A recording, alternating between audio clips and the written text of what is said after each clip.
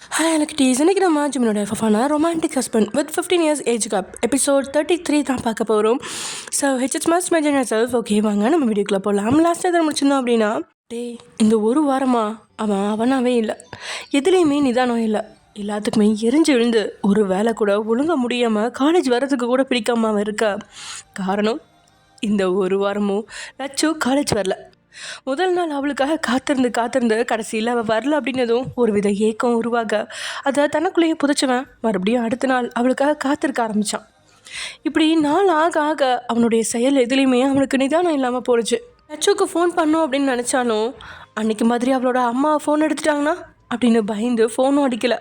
அவகிட்ட ஃபோன் பேசக்கூட முடியாமல் அவன் அங்கே தப்பிச்சுக்கிட்டு இருக்கா. இங்கே லட்சு அம்மா போட்டு படுக்கையாயிட்டா. முதல் தண்ணி ஊற்றவே 4 நாள் ஆயிடுச்சு. அவளுக்கு 3வது தண்ணி ஊற்றுறதுக்கு அப்புறம் தான் அவள் கையில் ஃபோனை கொடுத்தாங்க. ஃபோனை வாங்கினவன் வேகமாக வாட்ஸ்அப் போய் டேக்கிட்டு இருந்து ஏதாவது மெசேஜ் வந்திருக்கா அப்படின்னு தான் பார்த்தா. ஆனால் ஒன்றுமே வந்திருக்கல. கால் ஏதாவது வந்திருக்கா அப்படின்னு பார்த்தா காலும் அந்த மாதிரி தெரியல. அப்படின்னா அவர் சொன்னது மாதிரி அவர் தெளிவாக தான் இருக்காரு. நான் தான் லூசு மாதிரி அவர் கால் பண்ணுவாருன்னு இருந்திருக்கேன் அப்படின்னு லட்சோ யோசிச்சுட்ருக்கா. ஆக்சுவலி டேயோட பிளாக்கை எல்லாமே எப்பயோ அவளுக்கு உடம்பு முடியாமல் போனதுமே அந்த பிளாக்கை எடுத்துட்டா. ஆனாலுமே அவளோட எதிர்பார்ப்பு முழுசுமே பொய்யாகி போயிடுச்சு. இங்கே டேயோ வயனுக்கு கால் பண்ணி கேட்டுருவானா, ஆனால் முன்னாடினா அவள் படிக்கலை அப்படிங்கிற காரணத்தை சொல்லி அவள் வரல அப்படின்னு கேட்பான். ஆனால் இப்போது அவள் நல்ல மார்க் எடுத்திருக்கிறது மீனாட்சி மூலியமா வயனுக்கும் தெரியும். அப்படி இருக்கும்பொழுது தான் அவளை பற்றி விசாரித்தா கண்டிப்பாக தப்பாக தான் இருக்கும் அப்படின்னு காரணத்தினாலேயே அவன் வயனுக்கு கால் பண்ணல. ஆயிடுச்சு, இப்படியே கிட்டத்தட்ட 10 நாள் ஆயிடுச்சு. காலேஜ் போயிட்டு வந்து மனசே ஒப்பாமல் தான் ரூமில் படுத்திருந்த டே வழக்கம் போல் வாட்ஸ்அப் போய் அவளோட டிபியை ஓப்பன் பண்ணி அவளை தான் பார்த்துட்டு இருக்கான். இந்த ஒரு வாரமும் அவனுக்கு இந்த ஒரு ஆறுதல் மட்டும்தான். அவளோட முகத்தை அட்லீஸ்ட் இதுலையாவது பார்க்க முடியுதே அப்படின்னு நினச்சபடியே அவன் அந்த ஃபோட்டோவை பார்த்துட்டு தான் அம்மாவுக்கு கால் பண்ணலாம் அப்படின்னு வெளியே வரும்பொழுது தான் கவனித்தான். ஒரு வாரமாக வாட்ஸ்அப்பை ஓப்பன் பண்ணல அப்படின்னு காட்டின அந்த நோட்டிஃபிகேஷன் பார் இப்போது ஆன்லைன் அப்படின்னு காட்டுது. அவனே அறியாமல் அவனுக்குள்ளே ஒரு வித பரபரப்பு. என்ன ஆன்லைன்னு காட்டுது அப்படின்னா அவள் ஆன்லைனில் தான் இருக்காளா என்னென்னு தெரியலையே. மெசேஜ் பண்ணுவோமா? வேணாம், மெசேஜ் பண்ணால் தேவையில்லாத பிரச்சனை தான். கால் பண்ணுவோம், கால் பண்ணிவிட்டு உடனே கட் பண்ணிடலாம். ஒருவேளை அவங்க வீட்டில் வேறு யாராவது எடுத்திருந்தா கூட தெரியாமல் கால் வந்துச்சுன்னு சொல்லிடலாம் அப்படின்னு இவன் நினச்சபடியே அவள் வாட்ஸ்அப்பை பார்த்துட்ருக்கா. லட்சுவும் டிபியில் அவனை தான் பார்த்துட்ருக்கா. ஆன்லைன் தான் காட்டுது, ஆனால் மெசேஜ் எதுவும் வரல. இவருக்கு ஒரு மெசேஜ் கூட பண்ணணும்னு தோணவே இல்லையா? அது எப்படி தினமும் என்கிட்ட பேசிட்டு இப்படி பேசாமல் இருக்காரு? ஒரு வேளை எல்லாத்துக்கிட்டையும் இவர் இப்படி தான் இருப்பாரோ? நான் தான் தேவையில்லாமல் எதிர்பார்க்குறேன் போல். இதுக்கு தான் வெளியுலகமே தெரியாமல் என்னை வளர்த்ததுனால ஒருத்தனுங்க நெருங்கி பழகின உடனே அவர்கிட்டயே எல்லாத்தையும் எதிர்பார்க்குறேன். இனிமேல் எல்லாத்தையும் மாற்றிக்கணும் அப்படின்னு இங்கே லட்சு நினச்சிட்டு இருக்கும்போது அவன்கிட்ட இருந்த வீடியோ கால். இதை கொஞ்சம் கூட எதிர்பார்க்கல லட்சு. கண்கள் ரெண்டுமே விரிய அந்த வீடியோ காலை பார்த்தவளுக்கு நெஞ்சே அடிச்சுக்கிற உணர்வு. ஆனால் கால் அட்டன் பண்ணல.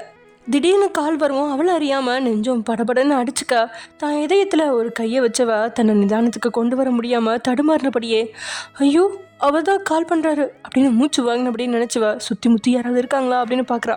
இன்றைக்கி தான் இவளை அவளோட ரூமுக்குள்ளே படுக்க வச்சுருந்தாங்க. நல்ல வேலை வீட்டில் உள்ள யாருமே இல்லை. எச்சில் கூட்டி விழுங்கி ஃபோனை அட்டன் பண்ணலாம் அப்படின்னு அவள் கண்களை மூடி திறந்த ஃபோனை அட்டன் பண்ண போக ஆனால் அதுக்குள்ளே கால் கட் ஆயிடுச்சு. பின்ன அதுவும் எவ்வளோ நேரம் தான் அடிக்கும்? இவங்களோட உணர்வு போராட்டத்துக்கு எல்லாம் அது காத்திருக்குமா என்ன? டேக்கு இப்போது படபடப்பு கூடிடுச்சு. என்ன ஆன்லைனில் தான் இருக்கா, ஃபோன் அட்டன் பண்ணல? ஒரு வேளை அவள் கையில் தான் ஃபோன் இருக்கா? அவள் வேணும்னு அட்டன் பண்ண மாட்டாளா? நான் வேணும்னா ஒரு மெசேஜ் பண்ணவா? ஒரு மெசேஜ் பண்ணிவிட்டு டெலீட் பண்ணிடுவோம், அவன் எப்படியும் பாப்பா அப்படின்னு நினச்சபடியே டே லட்டு அப்படின்னு டைப் பண்ணி அனுப்ப மறுபடியும் அவன்கிட்டேருந்து கால் வரும் அப்படின்னு எதிர்பார்த்தவளோ அவன்கிட்டேருந்து கால் வராமல் போக தெரியாமல் அழுத்திட்டாரோ? பேசணுன்னா அப்போ திரும்பவும் கால் பண்ணுவாங்க தானே, அப்படின்னா தெரியாமல் தான் அழுத்திட்டாரு போல். நீ தான் தேவையில்லாமல் கற்பனை பண்ணிகிட்ருக்க லட்சு. அவர் தெளிவாக தான் இருக்காரு. நீ கால் ஏதாவது பண்ணி அவரை டென்ஷன் பண்ணிடாத. திரும்பவும் கால் வருமா? கால் வந்தாலும் அட்டன் பண்ணாத. ஏன்? ஒரு வேளை ஃபோன் அட்டன் பண்ண உடனே இதுக்கு தான் காத்திருந்தியா அப்படின்ற மாதிரி பேசி உன் மனசை நோகடிச்சாலும் ஆச்சரியத்துக்கல. அதனால் நீ ஃபோன் அட்டன் பண்ணாத. என்னால் முடியாது, இந்த தடவை ஃபோன் பண்ணால் கண்டிப்பாக அட்டன் பண்ணிடுவேன். வேணா, உன்னோட அருமை அவருக்கு தெரியட்டும் அப்படின்னு லட்சு அவளோட மனசுக்குள்ளே பேசிகிட்டு இருக்கா. அடுத்த நிமிஷம் லட்டு அப்படின்ற மெசேஜ் அவளுக்கு போகுது. அந்த மெசேஜ் நோட்டிஃபிகேஷன் பாரில் லட்டு அப்படின்னு நம்ம அனுப்பினதை பார்த்தவ முகம் பிரகாசமாக கையில் ஒரு வித நடுக்கத்தை தடுக்க மனசு படப்படன்னு அடிச்சுக்க ரொம்பவே கஷ்டப்பட கட்டுப்பாட்டில் கொண்டு வந்த வாட்ஸ்அப் மெசேஜை ஓப்பன் பண்ணி பார்த்தவ உண்மையில் ஒரு நிமிஷம் மூச்சடிச்சு தான் போகிறா. ஒரு குறுஞ்செய்தி தன்னை எந்தளவு பாதிக்குமா அப்படின்னு அவள் நினச்சபடியே அதை பார்த்தவ அப்படியே வாயடிச்சு போகிறா. அடுத்து என்ன செய்யறது அப்படின்னு ஒன்றுமே தெரியல. அவளுக்கு சந்தோஷத்தில் ரெக்க கட்டி பறக்கிற மாதிரி இருக்கு. இந்த பக்கமும் மெசேஜும் அனுப்பிடுச்சு. அதை அவ்வளோ பார்த்த மாதிரி காட்டிடுச்சு. இன்னும் பதில் வரலையே அப்படின்னு டென்ஷனில் அங்கேயும் இங்கேயும் நடந்தபடியே அவன் ஃபோனையே பார்த்துட்டு இருக்கா. இங்கே லட்சு அந்த மெசேஜையே ஆசையாக வருடி பார்த்துட்டு இருந்தவளுக்கு பதில் மெசேஜ் அனுப்பணும் அப்படிங்கிற எண்ணம் துளி கூட இல்லை. நேரம் ஆக ஆக டேக்கு வேற யாராவது பார்த்துட்டாங்களா அப்படின்ற ஒரு நொடி ஜர்க் ஆகி சரி எதுக்கு வம்பு அப்படின்னு அந்த மெசேஜை டெலீட் பண்ணிட்டான். அவள் ஆசையாக பார்த்துட்டு இருந்த மெசேஜ் டெலீட் அப்படின்னு வரவும் கண்களை சுருக்கி என்னாச்சு, ஏன் டெலீட் பண்ணாரு, தெரியாமல் டெலீட் பண்ணிட்டாரா அப்படின்னு யோசிக்கா. லூஸு, தெரியாமல் எப்படி லட்டுன்னு மெசேஜ் வரும், அதுவும் உன் பேரை கரெக்டாக டைப் பண்ணுவாரா, உங்ககிட்ட பேசினா அவரும் ட்ரை பண்ணுறாருன்னு நினைக்கிறேன். அன்றைக்கி மாதிரி உங்கள் அம்மா கிட்ட ஃபோன் இருக்குன்னு பயந்துட்டு தான் இப்படி காலும் மெசேஜும் பண்ணி கட் பண்ணுறாரோ அப்படின்னு லட்சுவோட மூளை சரியாக வேலை செய்யா. சரி ஓகே, ஆனால் அதுக்காக நானே வாலண்டியாக மெசேஜ் கால் பண்ணால் அவருக்கு பிடிக்காது. சரி பார்ப்போம், அவரே திரும்ப கால் மெசேஜ் பண்ணால் அதுக்கு ரிப்ளை பண்ண தான் கரெக்டாக இருக்கும் அப்படின்னு அவனோட மெசேஜ்க்காகவும் கால்காகவும் காத்திருக்கா. இந்த பக்கம் இருந்தோம் இல்லை, ஒருவேளை அவள் கையில் ஃபோன் இல்லையோ, அப்போ யார் அந்த மெசேஜை பார்த்துருப்பா அப்படின்னு என்ன நினைக்கிறதுன்னு குழம்பி தவிச்சிட்ருக்கான். மறுபடியும் மெசேஜ் செய்கிறதுக்கு அவனுக்கு ஒரு வித தயக்கமாக இருந்ததால் ஃபோனை அப்படியே வச்சுட்டு பால்கனி பக்கம் போனவன் அங்கேருந்த பூச்செடிகளை தான் பார்த்துட்ருக்கான். அன்றைக்கி ஒரு நாள் அவள் அந்த பூச்செடிகளை ஆசையாக வரும்னு நினைவு வர இவனும் அது பக்கத்தில் போய் அதை வருடி பார்க்க அவளோட நினைப்பு தான் அவளை அணுவாக சித்திரவதை செஞ்சிட்ருக்கு. தன்னால் அவகிட்ட இனியும் பேசாமல் இருக்க முடியுமா?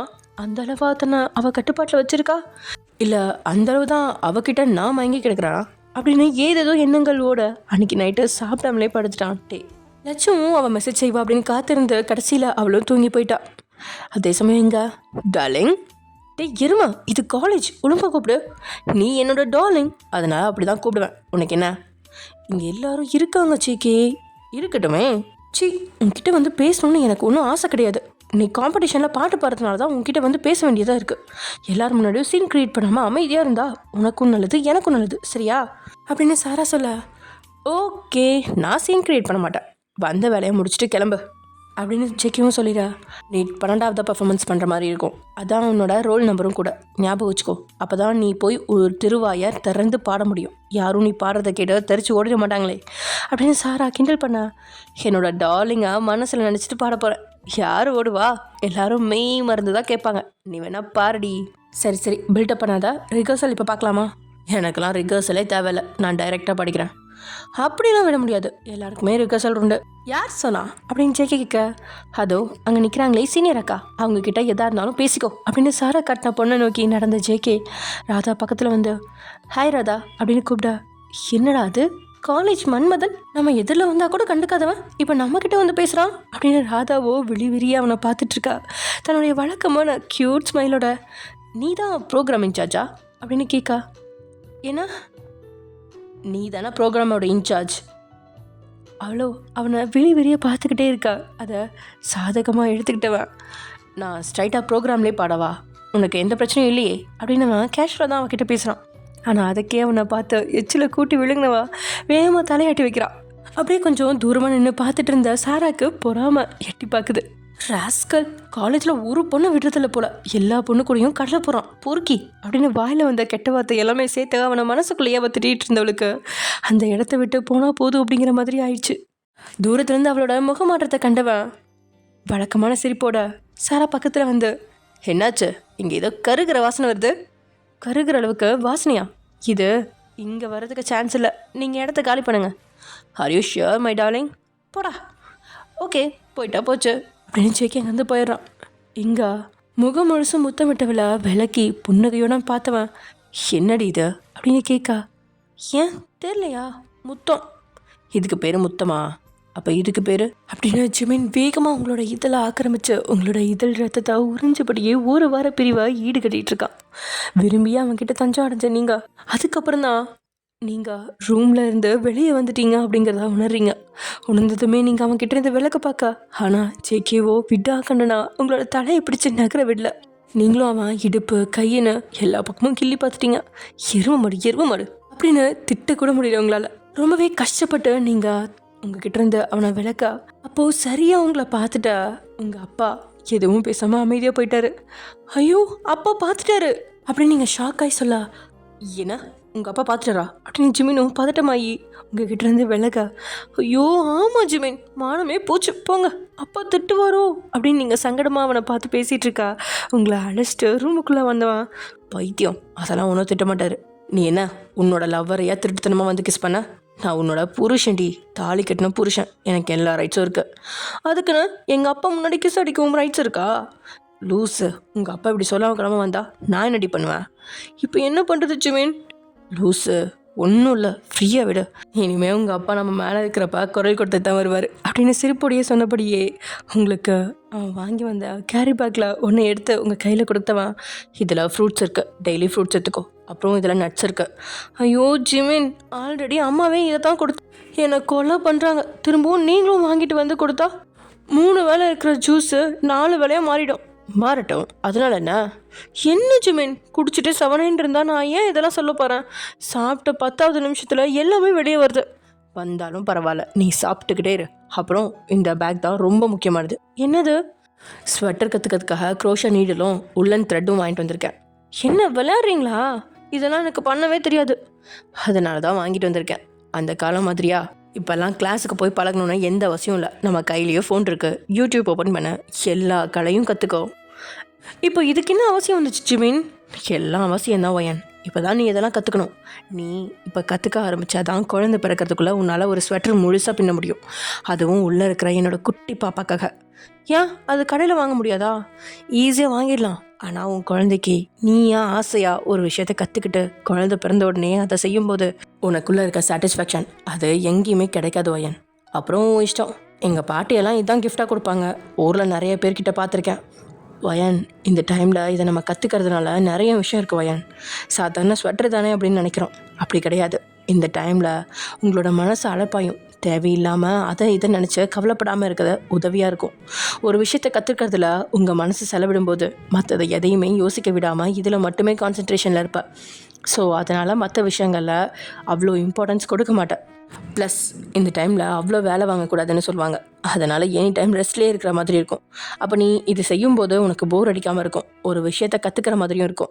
இன்னும் எனக்கு தெரியாத நிறைய இருக்கும் வயன், அதுக்கு தான் இதை வாங்கிட்டு வந்தேன் அப்படின்னு சொல்ல, நீங்களும் அவனை மெய் மருந்து பார்த்துட்ருக்கீங்க. நீங்கள் பிஸ்னஸ் தான் புள்ளின்னு நினச்சேன், பரவாயில்ல இந்த விஷயம்லாம் கூட தெரிஞ்சு வச்சுருக்கீங்க. எனக்காக இல்லாட்டியும் உங்களுக்காக கண்டிப்பாக இந்த வத்தியாக கரைச்சி குடிச்சுக்கிறேன் ஜிமின் அப்படின்னு நீங்கள் சொல்ல, அப்படின்னு சொல்லணும். உங்களோட பிளட்டில் அப்படியே மல்லாக படுத்துட்டான். என்னாச்சு ஜிமின், டயர்டாக இருக்கீங்களா அப்படின்னு சொன்னபடி அவன் பக்கத்தில் வந்து உட்காந்து நீங்கள் அவனோட நெத்தியை தொட்டு பார்க்க, ஆமாம் வயன் ஒரே டென்ஷனாக இருக்குது, காலையிலேருந்து ஒரே அவசர வேலையாக தான் போயிட்டுருக்கு, இதில் நீ வேறு ஃபோன் பண்ணி டென்ஷன் பண்ணுற, எல்லாத்தையும் போட்டுட்டு உன்னை பார்க்க ஓடி வந்துட்டேன். என்ன ஜிமின், வேலை இருக்குன்னு சொன்னால் நான் கேட்க மாட்டேனா, ரொம்ப அழகாக கேட்டுக்குவதாண்டி, நீ உன்னை பற்றி எனக்கு நல்லா தெரியும், கொஞ்ச நேரம் அப்படியே தூங்குறேன், கரெக்டாக 1 ஹவரில் எழுப்பி விட்டுரு. சரி ஜிமின் தூங்குங்க, நான் வெளியே இருக்கேன். நீ எங்கே போகிற அப்படின்னு உங்களோட கையை பிடிச்சவா, நீயும் பக்கத்தில் வா. நான் எதுக்கு ஜிமின், நீங்கள் நிம்மதியாக தூங்குங்க. வா வயன், நீ இருந்தால் தான் தூக்க வரும் அப்படின்னு கூப்பிட்டா, நீங்களும் சரி இருங்க வரேன் அப்படின்னு மறுபடியும் வாசலை நோக்கி போக, வயன் வாடி, அட வரேன் இருங்க, கதவை சாத்திட்டு வரேன் அப்படின்னு கதவை சாத்திட்டு அவன் பக்கத்தில் வந்து நீங்கள் உட்காந்துக்கா. 1 வாரமாக உங்களோட வாசனை இல்லாமல் ரொம்பவே கஷ்டப்பட்டு போனுவேன். இப்போது இடையோட மென்மையாக உங்களை அணைச்சி உங்களோட மணி வயிற்றுல கிஸ் பண்ணி அப்படியே அணைச்சபடியே படுத்துக்கா. என்ன இப்போவே ஓரவஞ்சனை ஸ்டார்ட் பண்ணிட்டீங்களா? என்னடி? ஆமாம், குட்டி பையனுக்கு மட்டும்தான் முத்தமா, எனக்கு இல்லையா? என்ன குட்டி பையனா? பொண்ணு தான், பையன்தான். வயன், நான் அப்போ இருந்து சொல்லிகிட்ருக்கேன், பாப்பா தானே. நான் இப்போ இருந்து சொல்கிறேன், கேட்டுக்கோங்க, எனக்கு என்னென்னு தெரில, பையன்தான் பிறக்கணும்னு தோணுது. என்ன பொண்ணு பிறக்காம என் பையன் பிறந்தா உங்களுக்கு பிடிக்காதா என்ன? அப்படி இல்லடி, எந்த குழந்தையா இருந்தாலும் சந்தோஷம்தான், ஆனால் பொண்ணுன்னா ஸ்பெஷல் இல்லையா? அப்படியெல்லாம் இல்லை. சரி விடு, எந்த குழந்தையா இருந்தாலும் எனக்கு ஓகே தான் அப்படின்னு ஜிமின் சரண்டர் ஆகிட்டான். அவனை பார்த்து அழகாக சிரிச்சு, நீங்கள் எனக்கு கிஸ் பண்ணவே இல்லை அப்படின்னு சொல்ல, வந்த உடனே யாருக்கு கிஸ் பண்ண, அதில் குட்டி கலவரமே நடந்து முடிஞ்சிருக்கு, அந்த கிஸ் வேறு இந்த கிஸ் வேறு அப்படின்னு நீங்கள் அவன்கிட்ட வாக்குவாதம் பண்ணிக்கிட்டே இருக்கா. வயன், நீ வெளியவே இருடி அப்படின்னு ஜிமின் சொல்ல, உடனே நீங்களும் சரி சரி நான் எதுவும் பேசலை அப்படின்னு அமைதியாக வாயை மூடின. நீங்கள் அவன் வாங்கிட்டு வந்த பொருட்களை தான் பார்த்துட்ருக்கீங்க, அதில் எம்ப்ராய்டரி போடுறதுக்கு தேவையான பொருட்களுமே இருக்குது. நான் இனிமேல் இவனை டார்ச்சர் பண்ணக்கூடாதுன்னு எல்லாத்தையும் பிளான் போட்டு வாங்கிட்டு வந்துட்டு என்னென்ன டைலாக்லாம் விட்டுறான் பாரு கருவாயன் அப்படின்னு மனசில் அவனை செல்லமாக திட்டினபடியே அதை பார்த்த நீங்கள் அவன்கிட்ட அதை சொல்லலை. அதே சமயம் இங்கே இன்றைக்கி காலேஜ் போகலாம் அப்படின்னு லட்சு வீட்டில் சொல்லிவிட உற்சாகமாக ரொம்ப உற்சாகமாக வழக்கத்தை விட சீக்கிரமாகவே எழுந்தவ சீக்கிரமாகவே கிளம்பிவிட்டா. ஆனால் அவள் எவ்வளோ சீக்கிரம் கிளம்பினாலும் அவங்க ஊருக்கு வர பஸ்ஸு அந்த நேரத்துக்கு தானே வரும். ஆனால் இன்றைக்கி பஸ்ஸு வர்றதுக்கு முன்னாடியே அவளோட அண்ணன் சரவணன் தான் வீட்டுக்கு வந்துட்டான். ஆக்சுவலி லட்சுக்கு ஒரு அண்ணா இருக்கான். அவன் பேர் ஜெய்ஹோப்பு இப்போ காலேஜில் தான் படிச்சுட்ருக்கான். இவன் வரவும் அண்ணா வந்துட்டாங்க, இவங்க கூட போயிடலாம் அப்படின்னு லட்சு சரவணன் வர்றதை பார்க்க சரவணனும் சிரிச்ச முகமாக உள்ளே வந்தவன் டேய் ஜெய்ஹோப் அப்படின்னு கூப்பிட்ட. ஜெய்ஹோப்பும் அப்போ தான் குளிச்சுட்டு வெளியே வந்தவன் வாண்ணா என்ன காலையில் வந்திருக்க, அண்ணி எப்படி இருக்காங்க வரலையா? இல்லைடா அப்படின்னு சொல்லிட்டு அவனுக்கு இன்றைக்கி பர்த்டே. ஸோ ஜெய்ஹோப்க்கு மீனாட்சி ட்ரெஸ் வாங்கி கொடுத்துருக்கா. அண்ட் அதுவும் இல்லாமல் நைட் கேக் வெட்டுறதுக்காக அங்கே சரவணன் வீட்டுக்கு வந்துருங்க அப்படின்னு சொல்லிட்டு சரவணன் கூப்பிட்டு அப்படியே லட்சுவையும் காலேஜுக்கு கொண்டு வந்து விட்டுட்டு போயிட்டான். சரவணன் போனதுமே தன்னை சுற்றி ஒரு பார்வை பார்த்தவளுக்கு இதையும் படப்படன்னு அடிச்சுக்க வழக்கத்தை விட பார்க்கிங் ஏரியா பக்கம் அவளோட கண்கள் போகுது. ஸ்டாஃப்க்கு தனியாக பார்க்கிங் ஏரியா ஒதுக்கியிருந்ததால் அதில் அவனுடைய வண்டி இருக்கா அப்படின்னு கண்களாலேயே ஒரு அலசிட்டு இருக்கா. ஆனால் அங்கே வண்டியோ இல்லை. அப்படின்னா இன்னொரு வரலையா அப்படின்னு படபடப்பு கொஞ்சம் குறைய திரும்பினவளுக்கோ இதையுமே வெளியே வந்து விழுகிற அளவுக்கு ஆயிடுச்சு. ஆமாம், அவன்தான் காக்கி பேண்ட் டார்க் க்ரீன் ஷர்ட் போட்டுட்டு கண்ணில் கூலர்ஸோட சரியாக திரும்புகிற நேரம் வேகமாக வந்தவன். அவள் திரும்பினதும் பிரேக் போட்டு நிறுத்த அவனை பார்த்தவளோ அப்படியே சிலைன்னு நின்றுட்டுருக்கா. அவன் மட்டுமா அப்படி? அவளை விட டேயோட இதயம் எகிரி குதிக்க மூச்சு பலமாக வாங்க அதை எதில் இருக்கிறவளுக்கு தெரியாமல் மறைக்க பெரும்பாடு பட்டவனோ வெளியே அடித்த ஹாரன் சத்தத்தில் தான் நிலைக்கு வந்து கண்களை மூடி திறந்தவன் சிலையனா அப்படியே நின்றுட்டு இருக்கும்போது அவளை பார்த்து வேகமாக ஹாரன் அடிக்க அந்த ஹாரன் சத்தத்தில் அந்த சிலைக்கு உயிர் வர பதட்டத்தில் கண்களை உருட்டி அவனை பார்த்தவளுக்கு என்ன செய்கிறது அப்படின்னு தெரியாமல் நிற்க அவன் மறுபடியும் ஹாரன் அடிக்கவும் தான் அவளோட மூளையே வேலை செய்யுது. ஓ நகர சொல்கிறாரா அப்படின்னு அவள் வேகமாக நகர்ந்துக்கா. இவனோ அவன் நகர்ந்ததும் வண்டியை அவளை தாண்டி உள்ளே விட்டான். அந்த கேப்பை பயன்படுத்தி இந்த இடத்த விட்டு வேகமாக வேற ஒரு டிபார்ட்மெண்ட்டில் நுழைஞ்சு அங்கே இருந்த சவுத்தில் சாஞ்சவளுக்கு இதையும் பலமாக அடிச்சுக்குது. அவனும் தான் இதயத்தை நீவிக்கிட்டு இருக்கா. இங்கே பைக்கை நிறுத்தினவனோட நிலைமையும் அதுதான். அவனோட இதயத்து மேலே கையை வச்சு அப்படியே நின்றுட்டான். லட்சுக்கு வயிற்றுல ஏதோ உருள்ற மாதிரி பெறல்ற மாதிரி கூசுற மாதிரின்னு ஏதேதோ உணர்வுகள் அவளை கொல்லாமல் கொண்டுட்டுருக்க. முகம் சூடாகி செவந்து போயிடுச்சு. ஐயோ என்னாச்சு எனக்கு, எதுக்கு இப்படிலாம் ஆகுது, நான் என்ன மாதிரி உணர்றேன் அப்படின்னு மூச்சு வாங்கினபடியே தனக்குள்ள கேள்வி எழுப்பிக்கிட்டு இருந்தவளுக்கு ரொம்ப நேரமாக அந்த மூச்சு வாங்கினதை தவிர்த்து அது அடங்கின பாடில்ல. ஆனால் டேயோ பக்கத்தில் வந்து நின்று சிவாவோட வண்டியை பார்த்தவன் ரொம்பவே கஷ்டப்பட்டு தன்னை ஒரு நிலைக்கு கொண்டு வந்து வெளியில் எந்த உணர்வையும் காட்டாமல் மறைச்சவன் வண்டியை நிறுத்திட்டு தன்னுடைய பேகை எடுத்து மாட்டினவனோட கூலர்ஸை கழட்டினா கண்டிப்பாக அவன் உணர்வுகள் எதிரில் இருக்கிறவங்களுக்கு தெரிஞ்சிடும் அப்படின்னு அதை மாட்டினபடியே அங்கேருந்து நடந்து போனவனோட பார்வை சுற்றி முற்றி அலசினபடி தான் இருக்கு. லட்சுவை எங்கே அப்படின்னு அவன் தேட அவள் வேறு டிபார்ட்மெண்ட்டில் இருக்கா, அதுவும் பில்டிங்கும் வேறு. கண்கள் அலப்பாய அவளை தேடினவனோட கண்களில் ஏமாற்றம் அப்படின்னு வேறு வழியே இல்லாமல் ஸ்டாஃப் ரூமில் தான் ரூமுக்குள்ளே நுழைஞ்சவனுக்கு உண்மையில் இருப்பு கொள்ளவே முடியல. காலேஜுக்கு இன்றைக்கி லட்டு வருவா அப்படின்னு அவன் எதிர்பார்க்கவே இல்லை. வழக்கம் போல் கடுப்புறம் தான் காலேஜுக்கு வந்தான். ஆனால் பார்க்கிங்குள்ளே நுழையும் போது அவனோட இதயம் எக்கு தப்பாக துடிக்க யாருடா அது வழியில் நிற்கிறது அப்படின்னு ஆறு நடிக்க தான் போனான். ஆனால் அவளோட பின்னழகை உத்து பார்த்த அதே நேரத்தில் அவளும் திரும்ப உண்மையில் மூச்சு விட மறந்து போயிட்டான். பேசாமல் வெளியே போய் அவளை பார்க்கலாமா அப்படின்னு நினச்சபடியே அவன் வெளியே காலை எடுத்து வைக்க ப்ரேயர் பெல் சரியாக அடிக்க சரின்னு ப்ரேயர் முடிஞ்சதும் அவனோட டைம் டேபிளை பார்க்குறான். கல்ச்சுரல்ஸ் அப்படிங்கிறதால கிளாஸில் எந்த ப்ரொஃபஸருமே பாடம் எடுக்கிறதில்ல. அப்படியே எடுத்தாலும் அங்கே இருக்கிறவங்கள வச்சு பாடம் எடுக்காமல் டெஸ்ட் மட்டும்தான் வச்சு தள்ளிகிட்டு இருக்காங்க சில ஸ்ட்ரிக்ட் வாத்தியார்கள். எதையுமே கலந்து கொள்ளாமல் இருக்கிறவங்க ப்ரொஃபஸர்கிட்ட மாட்டிக்கிட்டு தவிச்சிட்டு இருக்காங்க. லட்டுவோட கிளாஸ்லேயும் கிட்டத்தட்ட ஒரு 10 பேர் எதுலேயுமே கலந்துக்காதவங்க இருக்காங்க தான். எப்படியும் முதல் பீரியட் அட்டெண்டன்ஸ் எடுக்கிறதுக்காவது கிளாஸ் நடந்தே தீரும். அதுக்காக தான் அவனோட டைம் டேபிளை புரட்டினது. அப்படி புரட்டும் இல்லை இன்றைக்கின்னு பார்த்து அவனுக்கு லஞ்ச் முடிஞ்சு அடுத்த பீரியட் தான் கிளாஸு. நடுவில் கிளாஸ் எதுவுமே இல்லை அப்படின்னதும் அப்படியே வெக்ஸாகவே அவன் உட்காந்துருக்கா. சரியாக அந்த நேரம்னு பார்த்து எக்ஸ்கியூஸ் மீ சார் அப்படின்னு கேட்டபடியே ஒரு ரூம்குள்ளே சாந்தா டீச்சர் நுழைகிறாங்க. அதாவது உங்களோட கிளாஸ் டீச்சர். எஸ் கமெயின் அப்படின்னதும் சிரிச்ச முகமாக உள்ளே நுழைஞ்சவங்க பார்த்து நாங்கள் எல்லாம் கல்ச்சுரல்ஸ்னு அங்கே இங்கே பரபரத்து ஓடிட்டுருக்கோம். நீ மட்டும்தான் ஜாலியாக சுற்றிட்டு இருக்கிற போல. மேம் அப்படிலாம் எதுவும் இல்லை மேம், பார்த்தாலே தெரியுதுப்பா, எந்த இன்சார்ஜும் எடுத்துக்காமல் எஸ்கேப் ஆகிட்டே இருக்க போல். இன்றைக்கி நீ மாட்டிக்கிட்ட. மேம் என்ன மேம்? ஆமாம், சிங்கிங் காம்படிஷனுக்கு ஏகப்பட்ட பேர் இருக்காங்களாம். அதனால் நம்ம டிபார்ட்மெண்ட்டுக்கு நீ தான் ட்ரைனிங் கொடுக்கணும். ப்ளஸ் இன்னொரு விஷயம், நல்லா பாடுற பொண்ணுக்கு திடீர்னு உடம்பு முடியாமல் போயிடுச்சு. அதனால் அவள் இடத்த வேறு யாராவது தான் ஃபில் பண்ணுற மாதிரி இருக்கும். உனக்கு நல்லா பாடுறவங்க யாராவது தெரிஞ்சால் அவங்களுக்கு நீ இன்சார்ஜ் எடுத்துக்கோ. நம்ம டிபார்ட்மெண்ட்டில் மொத்தம் 6 பேர் தான், நீ தான் பார்த்துக்கணும். எப்படியும் நம்ம டிபார்ட்மெண்ட்டில் ஒரு கப் அடிப்போம் வருஷம். இந்த வருஷமும் நம்ம தான் அடிக்கணும்ட்டே. அது உன் கையில் தான் இருக்குது. மேம் என்ன மேம் இவ்வளோ பெரிய பொறுப்பை என் கையில் கொடுக்குறீங்க?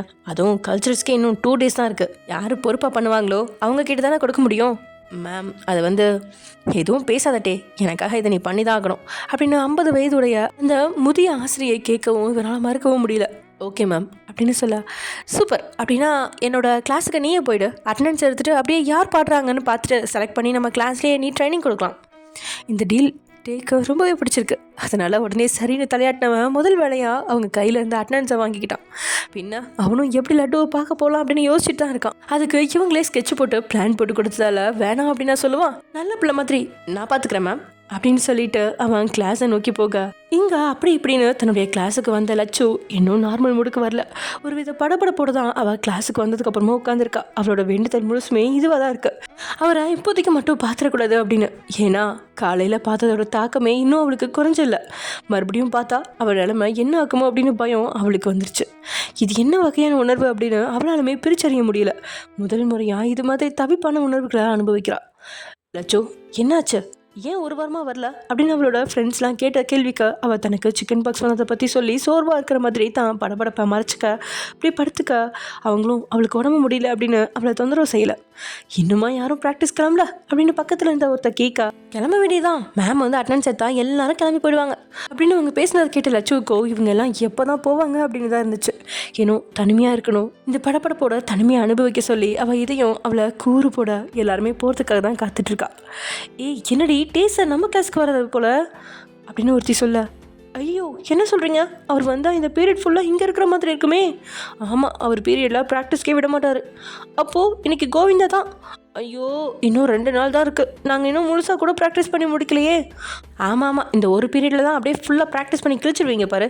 அவர் கிளாஸில் இருந்து எஸ்கேப் ஆகிறதுக்கு என்னெல்லாம் விட்டு போட்டுருக்கீங்க அப்படின்னு லட்சு கேட்க, ஓ அப்போ அவர் கிளாஸ்னால் உனக்கு பிடிக்குமா அப்படின்னு இன்னொருத்தி கேட்க, ஏன் பிடிக்காது, மற்ற சப்ஜெக்டை விட இவர் சப்ஜெக்டில் தான் மார்க்ஸ் அதிகமாக வாங்குறேன், அது இவர் இவ்வளோ ஸ்ட்ரிக்டாக இருக்கிறதுனால தானே அப்படின்னு லட்சு சொல்ல, விட்டா அவள் டேஸாக இருக்க கோயிலே கட்டிடுவா போலடி அப்படின்னு அவளை சுற்றி விதவிதமாக அவனை பற்றி பேசிகிட்டு இருந்த பேச்சுக்கள் எல்லாமே அவள் காதில் விழ. அப்போதான் தன்னை கட்டுப்படுத்தி ஒரு நிலைக்கு வந்திருந்தவளோட இதையும் மறுபடியும் துடிப்பை அதிகப்படுத்த கண்களை இறுக்கி மூடி அவள் இதில் ஈரப்படுத்தினவளோ நினச்சேன், வரக்கூடாதுன்னு தானே நினச்சேன், ஆனால் நான் நினச்சதுக்கு ஆப்போசிட்டாக தான் எல்லாமே நடக்குது இவர் விஷயத்தில் அப்படின்னு நினச்சவளோட மூச்சு சீராக வராமல் தவிச்சவளோ நீண்ட பெருமூச்சை விட்டு தன்னை நிதானத்துக்கு கொண்டு வர போராடுறா.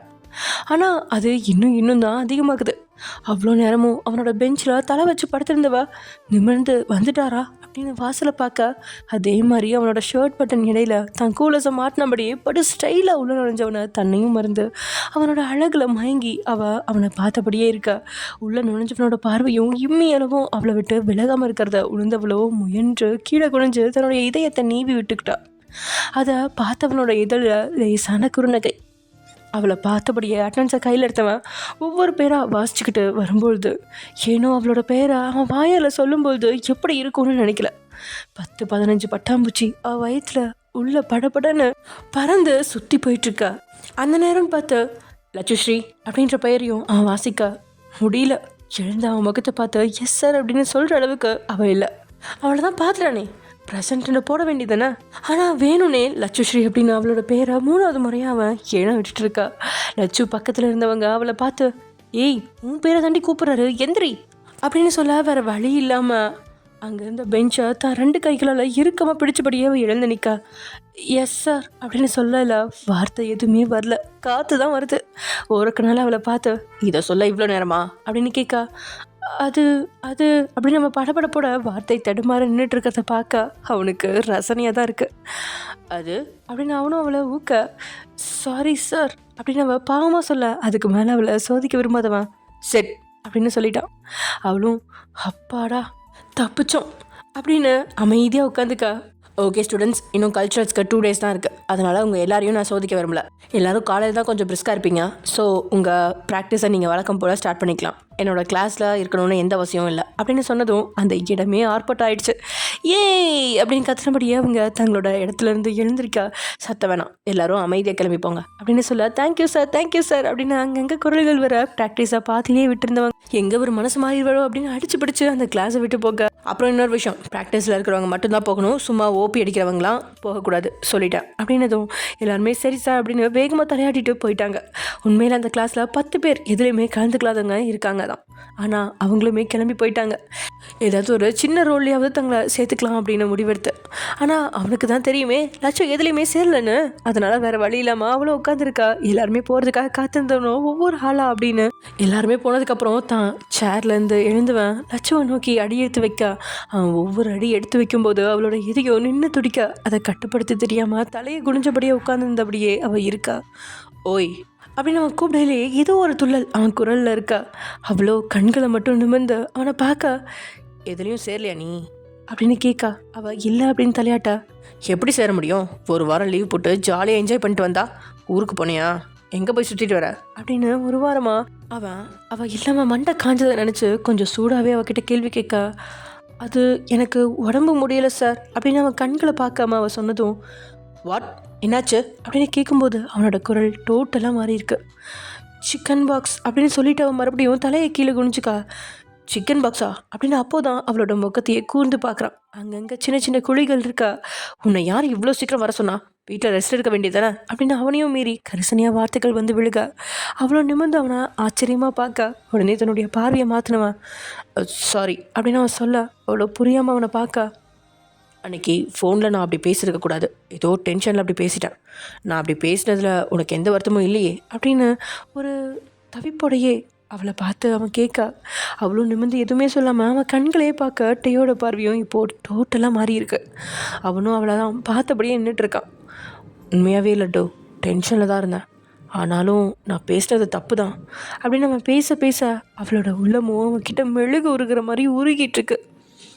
ஏதாவது பேசு லட்டு, இப்படி பார்த்துக்கிட்டே இருந்தா என்ன அர்த்தம்? என்கிட்ட பேச பிடிக்கலையா அப்படின்னு கேட்கல. அவளை பார்த்து அவன் ஒரு அடி எடுத்து வச்சிருக்கா. லட்சுவோ ஒரு அடி பின்னாடி எடுத்து வைக்க. எனக்கு கஷ்டமாக தான் இருந்துச்சு. நான் எதுக்காக ஃபோன் பண்ணேன்னு கூட நீங்கள் என்கிட்ட கேட்கவே இல்லை. நீங்கள் பாட்டுக்கு திட்டிட்டு வச்சிட்டீங்க அப்படின்னு 2 அடி பின்னாடி நகர்ந்துக்கிட்டே அவள் சொல்ல. லட்டு இல்லை லட்டு, அது நான் ரொம்பவே கன்ஃபியூஷனில் என்ன பண்ணுறதுன்னு தெரியாமல் தப்பு தான், சாரி அப்படின்னு சொன்னபடியே அவனும் அவளை நோக்கி 2 அடி எடுத்து வைக்க. அவளோட மனசோ திக்கு திக்குன்னு அடிச்சிட்ருக்க. சரி நீ இப்போ எதுக்கு நீ பின்னாடியே போயிட்டுருக்க? இல்லை சார், நீங்கள் தான் முன்னாடி வந்துட்டே இருக்கீங்க.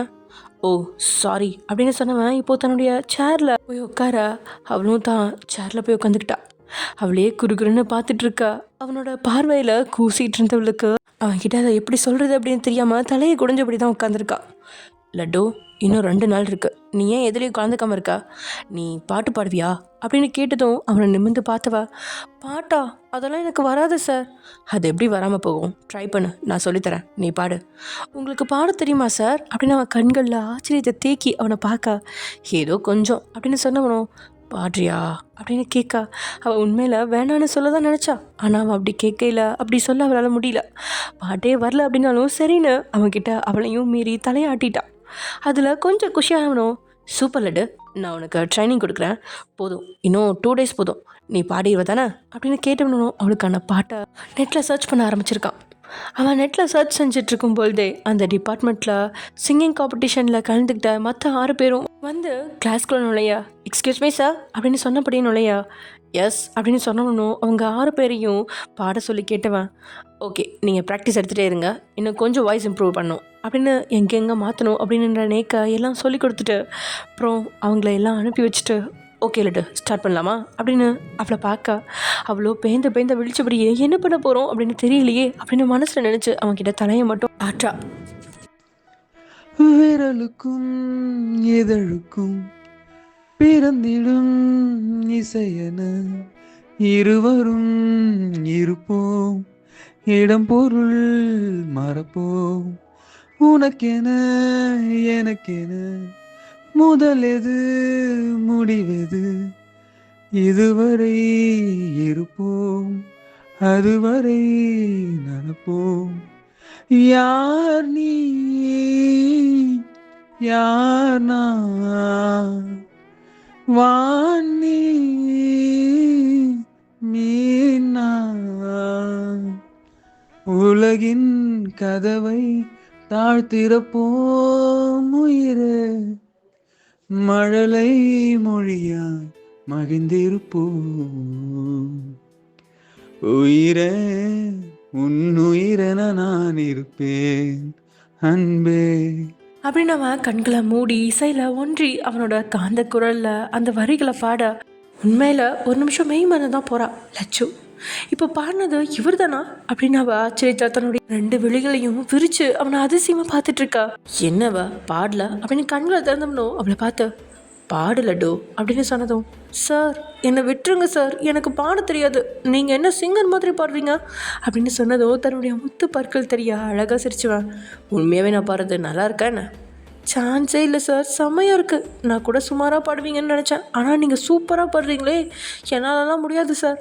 முடியும் லட்டு, ஈஸியாக பாடிடலாம், அதெல்லாம் கவலைப்படாத, ஓகே கமான் குயிக் 1 2 3 அப்படின்னு சொல்லி அவன் கண்களை மூடி பாட அப்படியே மெய்மறந்து நின்னவளை கண்களை திறந்து அவளோட நிலையை பார்த்தவனோட இதழ் ஏனோ இன்னைக்கு அடிக்கடி விரியுது. ஹோய், இங்கே என்ன சூப்பர் சிங்கர் ப்ரோக்ராம் நடந்துகிட்ருக்கு, அப்படியே மெய்மறந்து பாட்டை கேட்டுட்ருக்கா, என் கூட சேர்ந்து பாடுன்னு சொன்னா. சாரி சார், உண்மையாகவே நீங்கள் பாடுறது கேட்கும்போது அவ்வளோ இனிமையாக இருக்குது.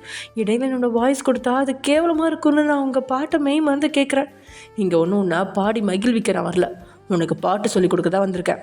அதனால் இன்னொரு நாள் நான் பாடுறத கேட்பியான், இப்போ அழகாக என் கூட சேர்ந்து பாடு அப்படின்னு டேசல. ஓகே சார் அப்படின்னு அவ்வளோ சொல்ல சரின்னு இவனும் அவளுக்கு ராகத்தோட பாட்டை ஸ்ருதியோட பாடுறதுக்கு ட்ரைனிங் கொடுத்துட்ருக்கான். ஒரு கட்டத்தில் அவளை பாட விட்டு வேடிக்கை பார்க்க ஆரம்பிச்சவனோட பார்வை ஏனோ அவனையும் மீறி அவளோட இதழில் படியா ஒரு நிமிஷம் அந்த இதழை இழுத்து வச்சு கிஸ் பண்ண ஆசை வர பட்டுன்னு அவகிட்ட இருந்து பார்வை எடுத்தவன் வேகமாக வெளியே போயிட்டான். அதே சமயம் இங்கே வயன் என்ன பண்ணுற? ஏம்மா மணி பாரு 8 ஆச்சு, மாப்பிள்ளை இன்னும் என்ன பண்ணுறாரு? கூப்பிடுமா சாப்பிட, அவர் தூங்கட்டுமா, பாவம் காலையிலேருந்து ஒரே வேலையாம்.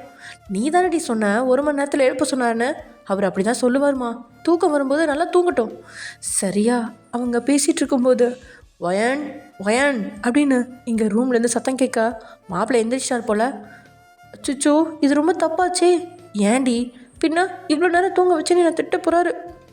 அது உன் பாடு, உன் புருஷன் பாடு அப்படின்னு சொன்னபடியே உங்கள் அம்மா உள்ளே போயிடா, நீங்களோ என்ன சொல்லி சமாளிக்கலாம் அப்படின்னு யோசிச்சபடியே நீங்கள் உள்ள நுழைய இங்கே எதிர்பார்த்தது போல தான் அவன் உங்களை முறை போட பார்த்த.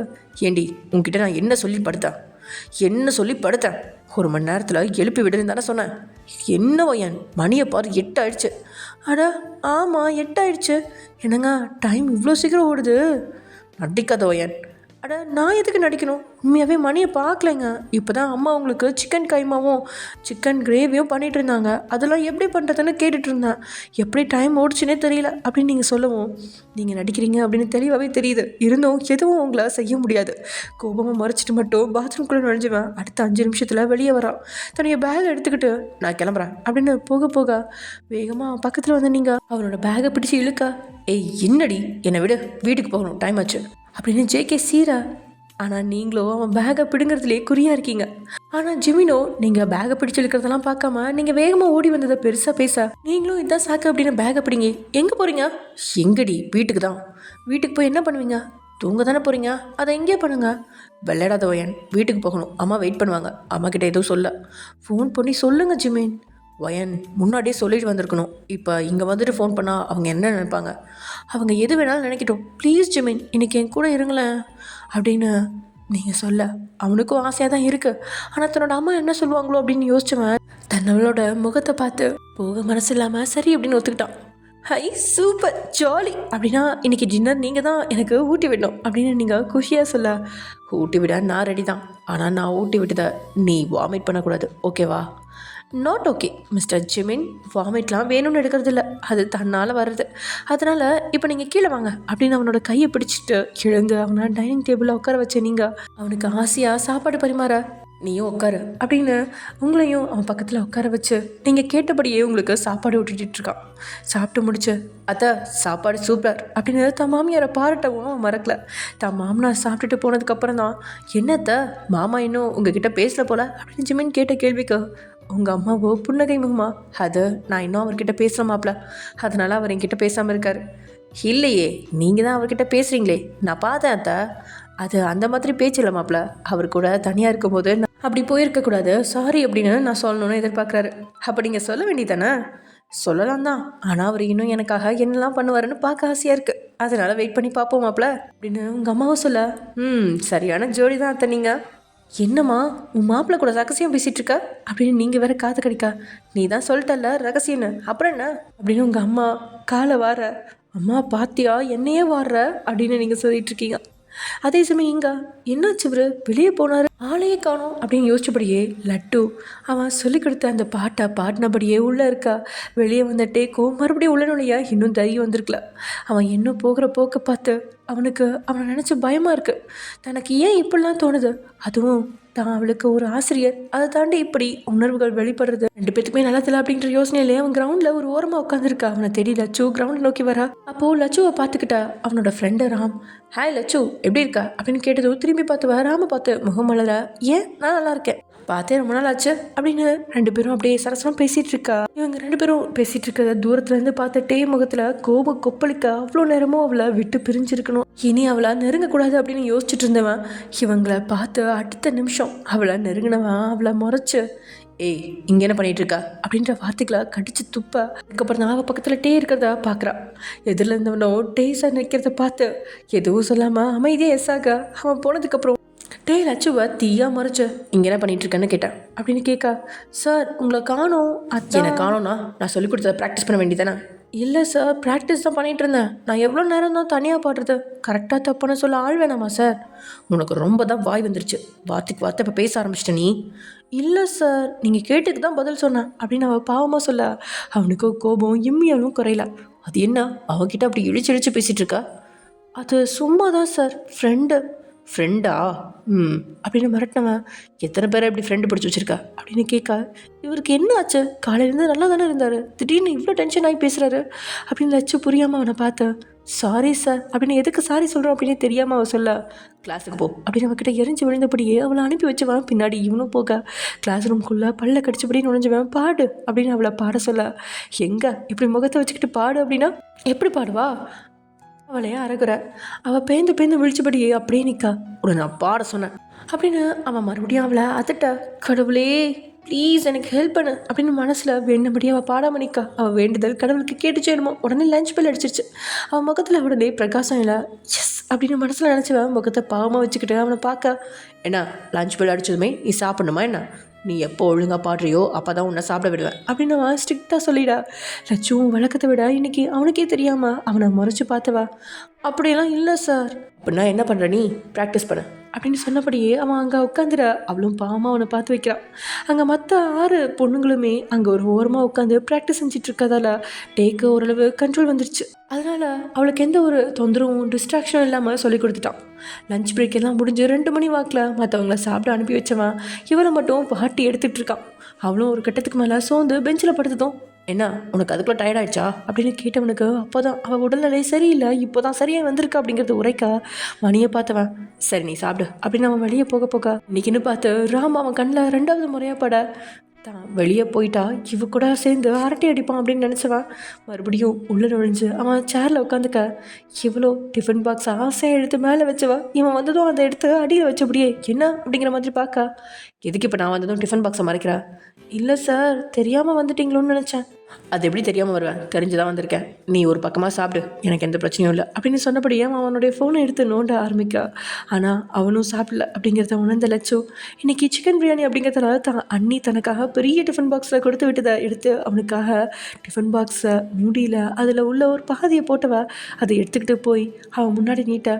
அவனும் என்ன அப்படின்னு அவள் கையில் வச்சுருந்த சாப்பாட்டை பார்த்தபடியே கேட்க, சார் நீங்களும் சாப்பிடல தானே சார், சாப்பிடுங்க. எனக்கு சாப்பிட தெரியும், நீ போய் சாப்பிட போ. சார் ப்ளீஸ் எனக்காக சாப்பிடாம கூட சொல்லி கொடுக்குறீங்க. நம்ம 2 பேரும் ஏற்கனவே லஞ்சு ஷேர் பண்ணியிருக்கோம் தானே சார். நான் இன்றைக்கி டிஃபன் எடுத்துகிட்டு வரல, அதனால் என்ன சார் இதை சாப்பிடுங்க. இன்றைக்கி எங்கள் அண்ணாவோட பர்த்டே, அதனால் அண்ணி ஸ்பெஷலாக சிக்கன் பிரியாணி செஞ்சுருக்காங்க. எங்கள் அண்ணி ப்ரிப்பரேஷன் சூப்பராக இருக்கும் சார், சாப்பிடுங்க அப்படின்னு அவன் முன்னாடியே அந்த பிரியாணியை நீட்டியிருக்கா. அந்த வாசனையிலேயே அவன் ஓரளவுக்கு கவனிந்துட்டான். இதில் அவள் கெஞ்சிகிட்டு இருக்கா. சரின்னு அவள் கையில் இருந்த டிஃபன் பாக்ஸை வாங்கினவன் தனியாக உட்காந்து சாப்பிட ஒரு மாதிரி இருக்கா. அவனும் எழுந்து போய் அவளுக்கு எதிர்பக்கம் இருந்த பெஞ்சில் உட்காந்துக்கா. அவ்வளோ 2 வாய் வச்சுட்டு, வாவ் சூப்பர், செம்ம டேஸ்ட்டாக இருக்குல்ல சார் அப்படின்னு கேட்டுட்டோம். அவனும் அதோட ருசி கண்டு ஆமாம் அப்படிங்கிற மாதிரி தலையை மட்டும் ஆட்டுறான். இந்தாங்க சார் சிக்கன் கிரேவி எடுத்துக்கோங்க அப்படின்னு அவனுக்கு கிரேவியை கொடுக்கா. ஏய் போதும் அட சும்மா சாப்பிடுங்க சார் அப்படின்னு அவன் வேணாம் வேணான்னு சொல்லும்பொழுதும் அவளே அவனுக்கு அள்ளி அள்ளி வச்சு சாப்பிட சொல்ல ஒரு கட்டத்தில் போதும் லட்டு அப்படின்னு அவனும் அவன் மேலே இருந்த கோபம் நீங்கி அவகிட்ட நார்மலாக பேச ஆரம்பிச்சிட்டான். சாப்பிட்டுக்கிட்டே இருந்தவ எதிரில் இருந்தவனை பார்த்து தான் கண்களை வரிச்சு சார் அப்படின்னு சொல்ல அவனும் சாப்பிட்டுக்கிட்டே அவளை நிமிந்து என்ன அப்படின்னு கேட்க சாப்பாடு அப்படின்னு அவன் முகத்தை காட்டியவ சொல்ல எங்க இல்லை உங்கள் வாய்க்கு பக்கத்தில். அவனும் சாப்பிட்டுக்கிட்டே தான் கையால் அதை துடைக்க பார்க்கா இந்த சைடு சார். அவன் இந்த சைடு தொடச்சும் சரியாக அந்த ஒரு பருக்கா அவன் வாயோரத்தில் ஒட்டிகிட்டே இருக்கு. அவ்வளோ ஆர்வத்தில் இல்லை சார் அப்படின்னு இவளே அவளை நெருங்கி அவன் வாய்க்கு மேலே ஒட்டியிருந்த அந்த பருக்கையை தட்டி விடும்பொழுது அவளோட பட்டு விரல்கள் அவனோட முரட்டு இதெல்லாம் பட்டு விலகா அவளோட செயலை கண்டு டேக்கு ஒரு நிமிஷம் மூச்சு பேச்சு இல்லை. திடீர்னு பக்கத்தில் வந்து அவள் இப்படி தொடுவா அப்படின்னு எதிர்பார்க்காதவனோட இதயம் தாறுமாற துடிக்க ஆரம்பிக்கா. அவளுமே யோசிக்காம அவன் பக்கத்தில் வந்து அவனோட இதழ் ஸ்பரிசம் தீண்ட அந்த தீண்டலில் திகச்சு தன் நிலைக்கு வந்தவளோட உடலும் நடுக்கம் காண ஆரம்பிச்சிருச்சு. அந்த தீண்டலுக்கு அப்புறம் 2 பேருமே குனிஞ்சபடி அவங்கவுங்க சாப்பாட்டை சாப்பிட்ற மாதிரியே உட்காந்துருக்கா. ஆனால் 2 பேர் தலையும் சாப்பிட தான் முடியல. ரொம்பவே கஷ்டப்பட்டு கண்களை மூடி தான் முன்னாடி இருந்த சாப்பாட்டை சாப்பிட்டு முடிக்க முதல்ல முடிச்சது டே தான். அவன் சாப்பிட்டுட்டு இட போக லட்சு சார் இதிலே கை கழுவிடுங்க அப்படின்னு அவன் முகம் பார்க்காம தான் சொல்கிறான். ஆமாம் இந்த நேரத்தில் வெளியே போனால் பிரச்சனை தான் அப்படின்னு யோசிச்சவனும் நீயும் சாப்பிட்டு முடி டிஃபன் பாக்ஸில் கை கழுவுறேன் அப்படின்னு அவனும் அவளோட முகத்தை பார்க்காம சொல்ல இவ்வளோ வேகமாக சாப்பிட்டு முடிச்சு அவன் முன்னாடி டிஃபன் பாக்ஸை நீட்டா அவளை பார்க்கக்கூடாது அப்படின்னு முயன்று தான் ஃபோனை எடுத்து பார்த்துட்டு இருந்தவன் அவள் டிஃபன் பாக்ஸை நீட்டும் சரின்னு அதில் கை கழுவிட்டு தான் கையை துடைக்க கர்ச்சீஃப் இல்லாமல் அவன் அழப்பாயா ஓரக்குனால அவனோட செய்கையை பார்த்துட்டு இருந்தவளோ நானும் கர்ச்சீஃப் எடுத்துகிட்டு வரல சார் இதில் வேணால் தொடச்சிக்கோங்க சார் அப்படின்னு அவளோட துப்பட்டை அவன்கிட்ட நீட்ட அவனும் அவளோட செய்கையை பார்த்து என்ன மாதிரி உணர்றான் அப்படின்னு தெரியல. ஆனால் அவனுக்கு அது பிடிச்சிருந்துச்சு, ரொம்பவே பிடிச்சிருந்துச்சு. வேணாம் அப்படின்னு அவனோட வாய் சொன்னாலும் தொடக்க அவனோட மனசு பரபரக்குது. அட என்ன சார் இந்தாங்க இதில் என்ன இருக்குது தொடங்க அப்படின்னு அவன் முன்னாடி துப்பட்டாவை நல்லா நீட்டா. வேறு வழி இல்லாமல் அவனும் அந்த துப்பட்டாவை பிடிச்சி தன்னுடைய கையை தொடச்சவன். எப்பவுமே கர்ச்சீஃபில் தான் கையை தொடச்சிட்டு வாயை துடைக்கிறது வழக்கம், அது மாதிரி தான் இப்போயும் கையை தொடச்சவன் யோசிக்காமல் அதை எடுத்து அவனோட வாயில் தொடச்சதுக்கப்புறம் தான் அவனே உணர்றான் என்ன காரியம் செஞ்சிட்டோம் அப்படின்னு. லட்சுக்கும் அவனோட செயலை பார்த்து இன்ப அதிர்வாக தான் இருக்குது. 2 பேரோட இதயமும் எக்கு துப்பா துடிச்சபடியே எதிரெதிர இருந்தவங்க ஒருத்தர் மறைக்க ரொம்பவே கஷ்டப்பட்டு தான் போயிட்டாங்க. ஓகே ஃப்ரெண்ட்ஸ் இதோட இந்த எபிசோட முடிச்சுக்கலாம். நெக்ஸ்ட் எபிசோட நடக்க போகுது அப்படிங்கிறத நெக்ஸ்ட் எபிசோடில் பார்க்கலாம். Okay bye.